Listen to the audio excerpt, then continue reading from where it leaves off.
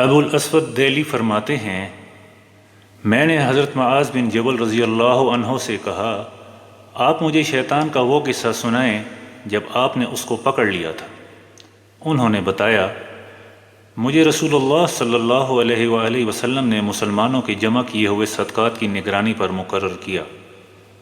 میں نے تمام پھل ایک کوٹھڑی میں رکھ دیے۔ میں نے محسوس کیا کہ وہ پھل کم ہو گئے ہیں۔ میں نے یہ بات رسول اللہ صلی اللہ علیہ وآلہ وسلم کو بتائی۔ آپ صلی اللہ علیہ وآلہ وسلم نے فرمایا، وہاں سے شیطان لے گیا ہے۔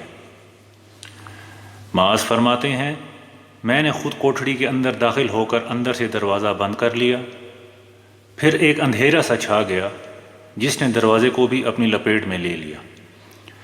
پھر مجھے ایک مرتبہ کسی ہاتھی کی صورت محسوس ہوئی، دوبارہ کسی دوسری صورت میں محسوس ہوا، پھر وہ دروازے کی پھٹن میں سے داخل ہوا۔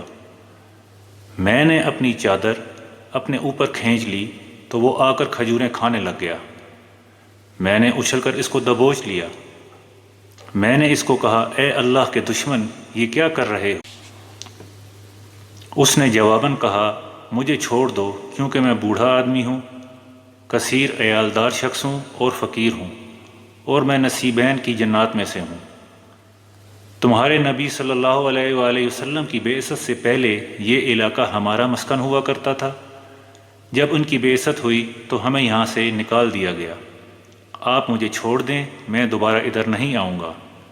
میں نے اس کو چھوڑ دیا۔ ادھر رسول اللہ صلی اللہ علیہ وآلہ وسلم کی بارگاہ میں حضرت جبرائیل امین علیہ السلام حاضر ہوئے اور پورا واقعہ بتا دیا۔ جب آپ صلی اللہ علیہ وآلہ وسلم نے فجر کی نماز پڑھا لی تو آواز دے کر پوچھا، معاذ بن جبل کہاں ہیں؟ میں اٹھ کر آپ صلی اللہ علیہ وآلہ وسلم کے پاس آ گیا۔ رسول اللہ صلی اللہ علیہ وآلہ وسلم نے فرمایا، اے معاذ، تیرے قیدی کا کیا بنا؟ میں نے آپ صلی اللہ علیہ وآلہ وسلم کو رات والا قصہ سنایا۔ آپ صلی اللہ علیہ وآلہ وسلم نے فرمایا، وہ دوبارہ پھر آئے گا۔ پھر حضرت معاذ رضی اللہ عنہ لوٹ آئے۔ معاذ فرماتے ہیں، میں نے پھر کوٹھڑی میں داخل ہو کر دروازہ بند کر لیا۔ وہ پھر دروازے کی پھٹن میں سے داخل ہوا اور کھجوریں کھانے لگ گیا۔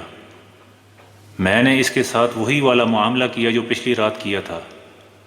اس نے کہا، مجھے چھوڑ دیں، میں دوبارہ یہاں نہیں آؤں گا۔ میں نے کہا، اے اللہ کے دشمن، تو نے گزشتہ رات بھی یہی بات کی تھی کہ میں لوٹ کر نہیں آؤں گا۔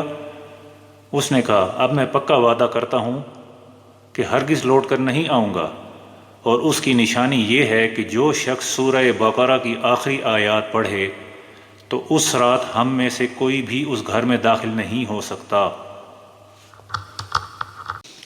بسم اللہ الرحمن الرحیم۔ آمن الرسول بما أنزل إليه من ربه والمؤمنون كل آمن بالله وملائكته وكتبه ورسله لا نفرق بين أحد من رسله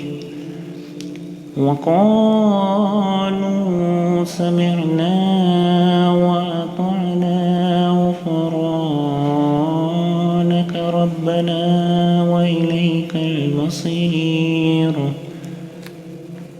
لا يكلف الله نفسا إلا وسعها لها ما كسبت وعليها ما اكتسبت ربنا لا تؤاخذنا إن نسينا وأخطأنا ربنا ولا تحمل علينا إصرا كما حملته على الذين من قبلنا